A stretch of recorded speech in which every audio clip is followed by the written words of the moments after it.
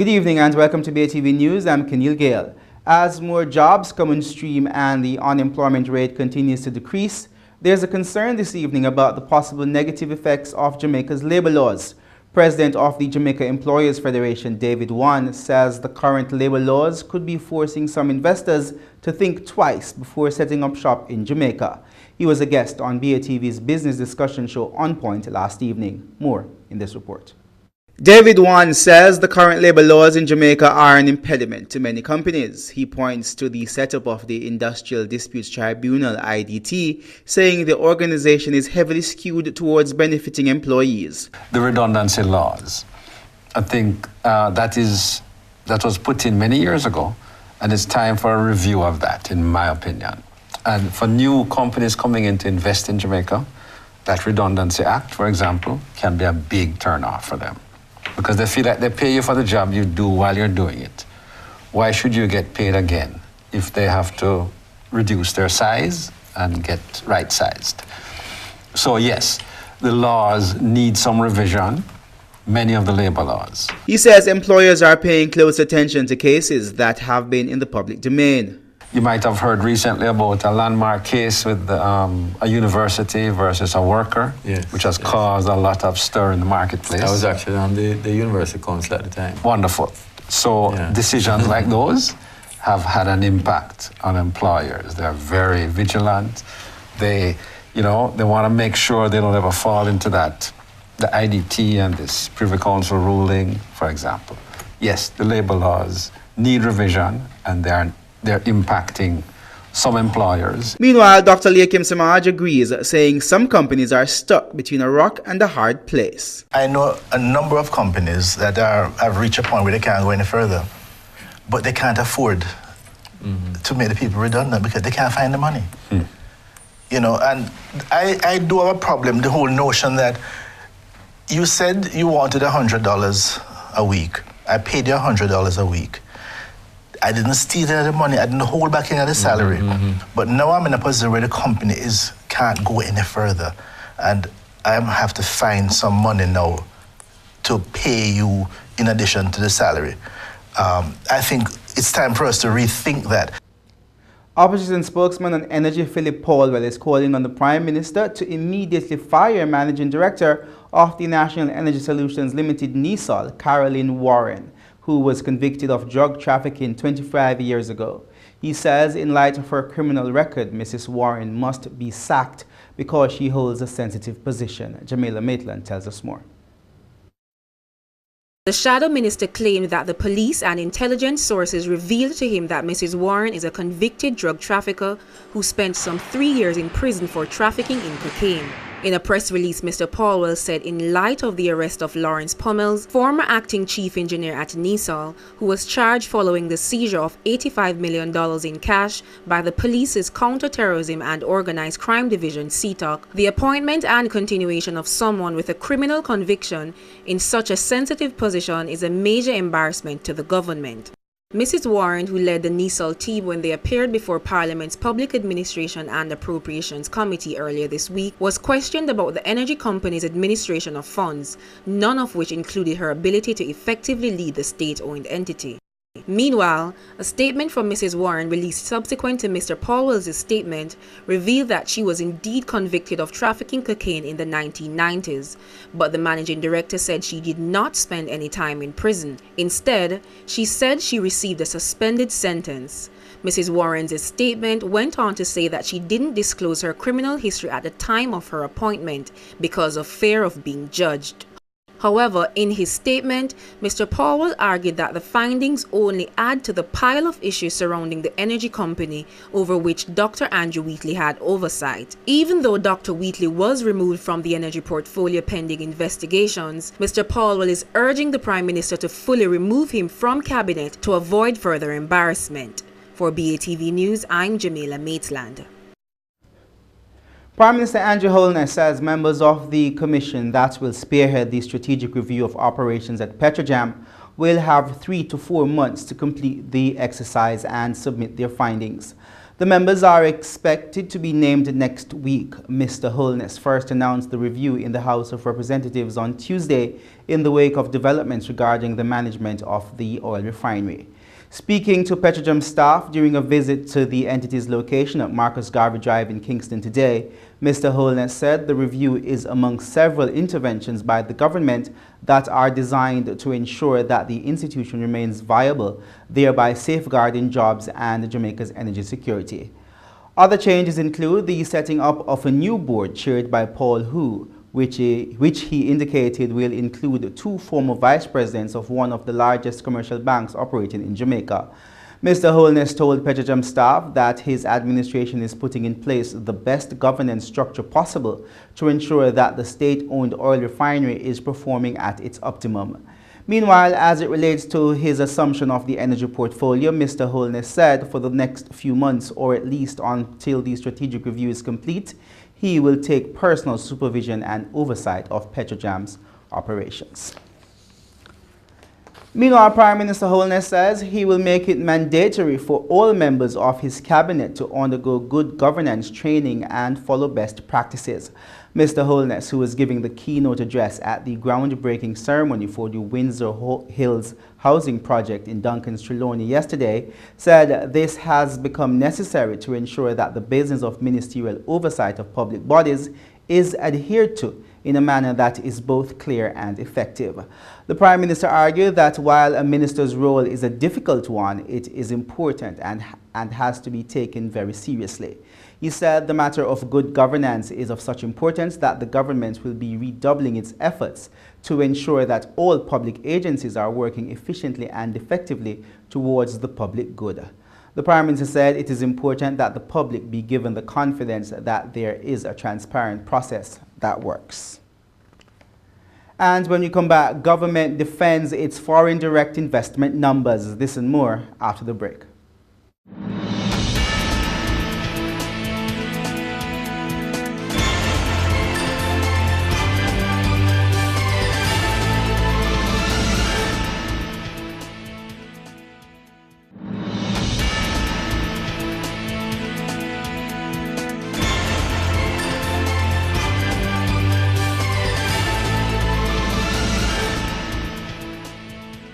Welcome back. Finance Minister Dr. Nigel Clarke and Minister with Responsibility for Trade and Investment, Audley Shaw, are both pointing to data confirming that foreign investments into Jamaica are headed in the right direction.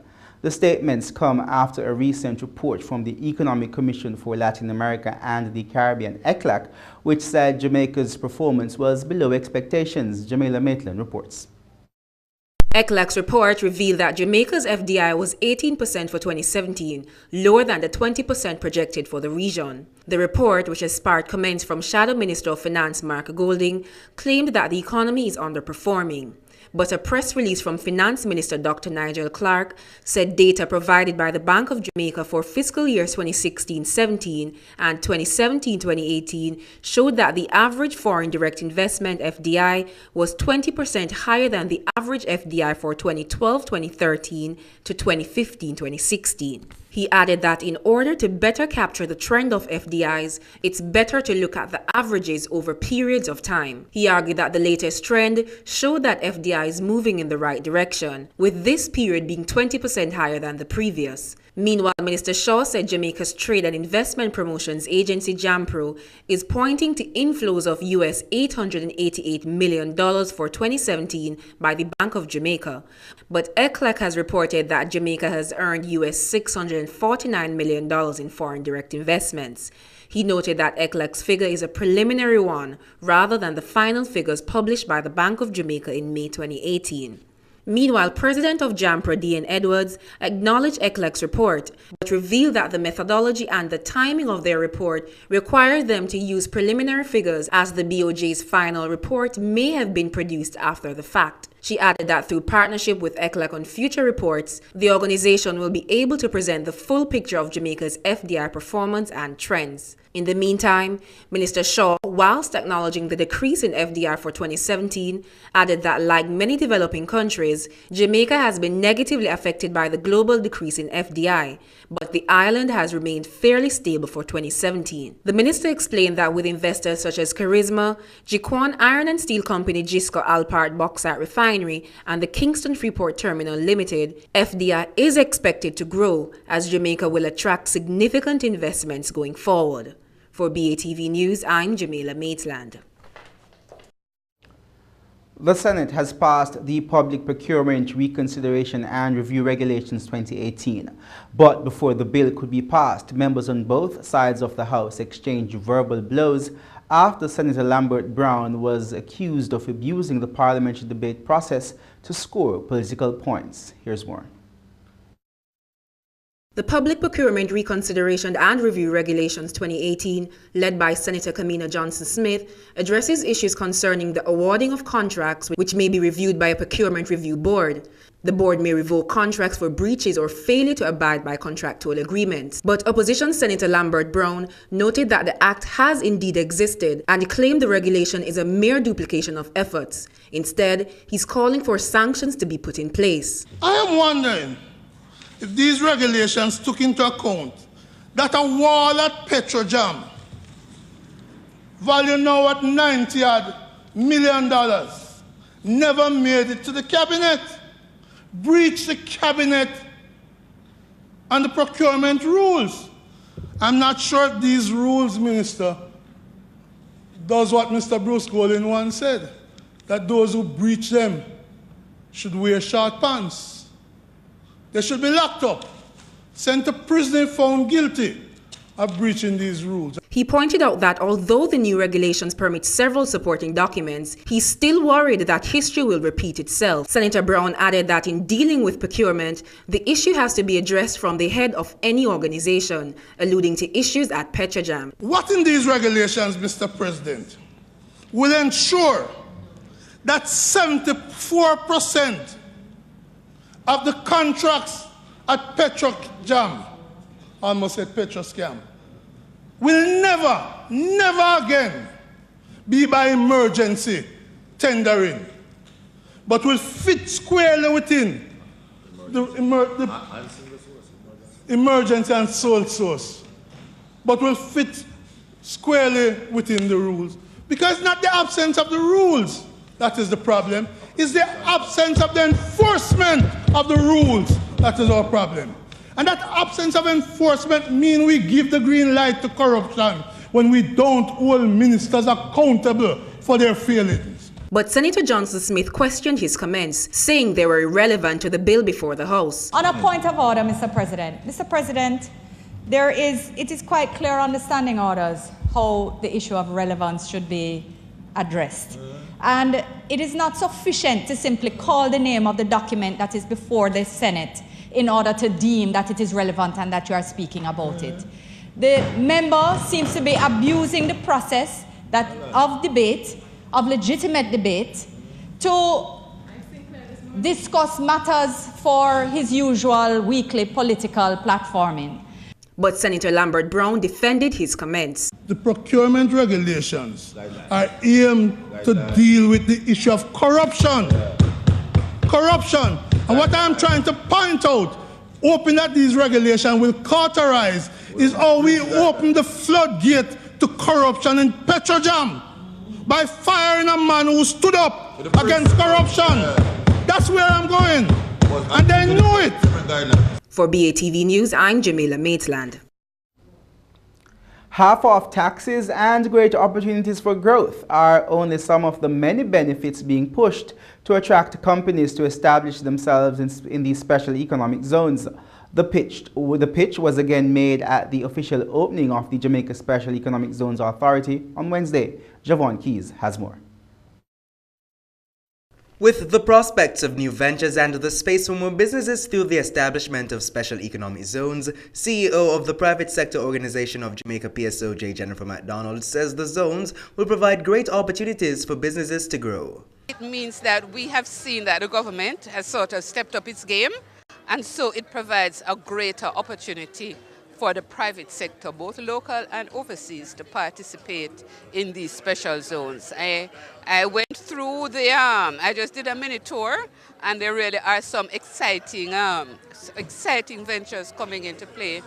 And it will not be just for foreign companies, but for local companies as well. So we fully support this new way, right, of preparing our country to really meet the challenges that are there. It allows for partnerships and alliances with local companies and foreign companies, and even for local companies themselves to be in the zone. So we see it as an opportunity for the private sector to grow and develop and expand. In the meantime, Jamaica Promotions JAMPRO has a big role to play in getting entities both locally and internationally interested in being a part of these SEZs. President of JAMPRO, Diane Edwards, says special economic zones play a major role in development of any country. Well, we're very excited by the whole coming to maturity of the Jamaica Special Economic Zone Authority, because they really are a sister agency to JAMPRO. Special economic zones are a huge feature in development for any country. And the fact that Jamaica has updated and modernized its legislation and now has a really powerful, strong, attractive legislation to offer to incoming investors, we think that's going to be a huge plus in our investment arsenal. JAMPRO partners with the authority to go out into the marketplace and bring investors to Jamaica. As they look to attract businesses to set up shop, Chairman of the SEZ Authority Board and President of the Jamaica Manufacturers and Exporters Association, Metri Siaga, points out that there are perks to setting up shop in a special economic zone.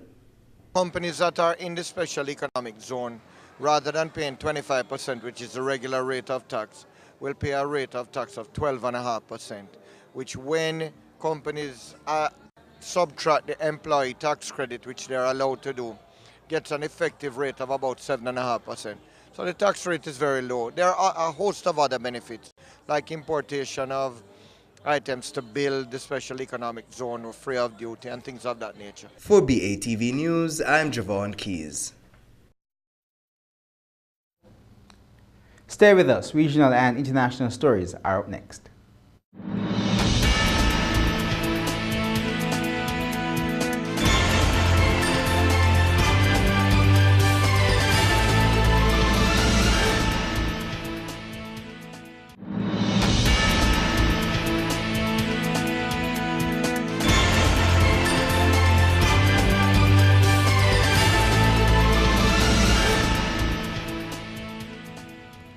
Welcome back. Time now for regional and international news.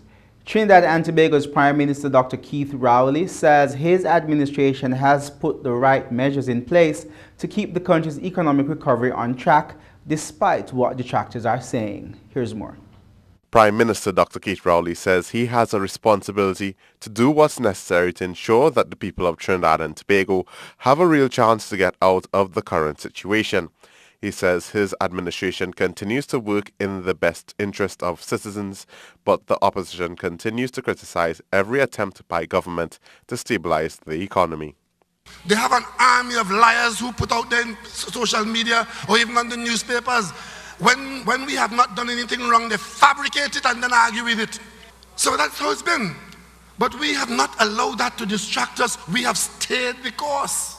Dr. Rowley said our fortune began to change in 2014 when the price of oil dropped to $84 a barrel, and the then People's Partnership government described it as a crisis.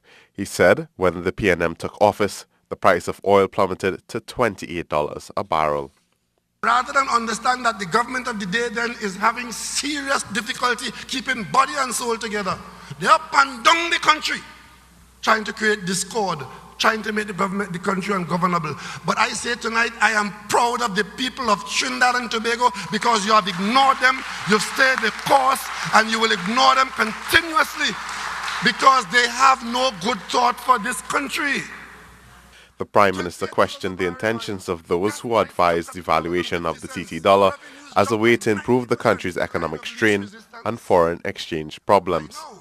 Very many people would have been paying $10 for a pound of flour $15 for half a pound of saltfish, and many going hungry because it is those at the base of the economic pyramid who feel the pain of a devaluation first. The International Monetary Fund, IMF, recommended Haiti raise fuel prices by up to 50%. It was in a series of proposals agreed upon between the IMF and the government in February with the intent to improve the economy. The proposal had triggered 4 days of violent protests. The government agreed to eliminate fuel subsidies in return for more IMF assistance, but scrapped the plan following the unrest. But Haiti's prime minister is still under pressure to resign, with a no-confidence vote scheduled to take place this weekend. Al Jazeera's Gabriel Elizondo reports from Port-au-Prince. Esperance Jacqueline cleans rice before selling it. This is her main source of income. When she is at home and wants to cook rice herself, she uses kerosene to light her stove. Like millions of other Haitians lacking the money for electricity, kerosene is one of the main fuels of choice for the poor. It's cheap. A liter costs about 50 cents. But last week, the government announced a price increase of 50% on the fuel, a decision which would have had a devastating impact on the poor in a country where half the population, or about 5 million people, live on less than $2 a day. If they hike the price of the gas, poor people won't be able to afford it. Only rich people will be able to do so. The proposed price hike led to widespread and violent street protests. It forced the Prime Minister, Jacques-Guy Lafontaine, to suspend the move. In spite of that, more protests are scheduled for Friday. In February, the International Monetary Fund agreed to give Haiti $96 million in much-needed funds, but only if the government agreed to several measures, one of which was raising the price of government-subsidized fuel. The government complied. Chaos ensued. This Haitian economist says his country has been receiving loans from the IMF for more than 30 years, and the conditions to borrow carry a steep price. We know the IMF is playing the worst negative role and isn't permitting our ability to develop our local economy. The IMF's fundamental role is development for the global markets. But before we open up our economy to the world, we need to develop and to make structural changes in our local economy. The majority of Haitians want the Prime Minister gone, but they don't trust anybody in government, and they want a change in the entire system, a system that for many years here has benefited the very few that are rich, but hurt the majority of those that are poor. In the case of the fuel price increases, those who would have benefited are the few that are wealthy who own the distribution networks, gas stations, and kerosene companies.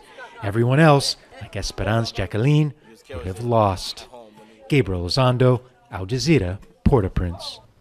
A joint press conference today where the U.S. President Donald Trump and British Prime Minister Theresa May came just hours after an interview with Trump was published in which he criticized Mrs. May's Brexit strategy, saying she had probably killed off hope of a U.S.-British trade deal. More in this report. Donald Trump has walked back on claims that a transatlantic trade deal with Britain was a mission impossible. In a combative newspaper interview, Trump delivered a withering verdict on Theresa May's Brexit strategy and tipped former Foreign Secretary Boris Johnson as a future British leader. I didn't criticize the Prime Minister. I have a lot of respect for the Prime Minister. And unfortunately, there was a story that was done, which was, generally fine, but it didn't put in what I said about the Prime Minister. And now, especially after this 2 days, with your Prime Minister, I would say the highest level of special. Now, am I allowed to go higher than that? I'm not sure. But it's the highest level of special.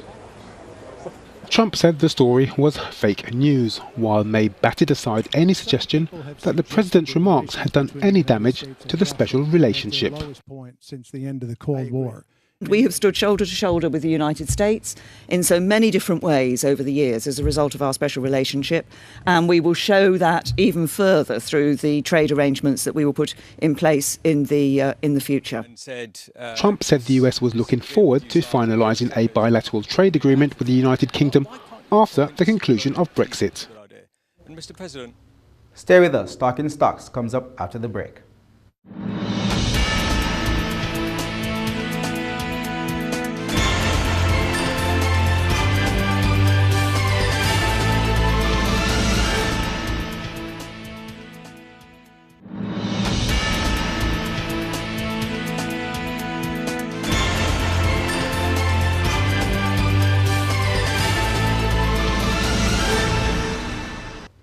Welcome back. Time now for Talking Stocks. 49 stocks traded today, of which 20 advanced, 19 declined, and 10 traded firm.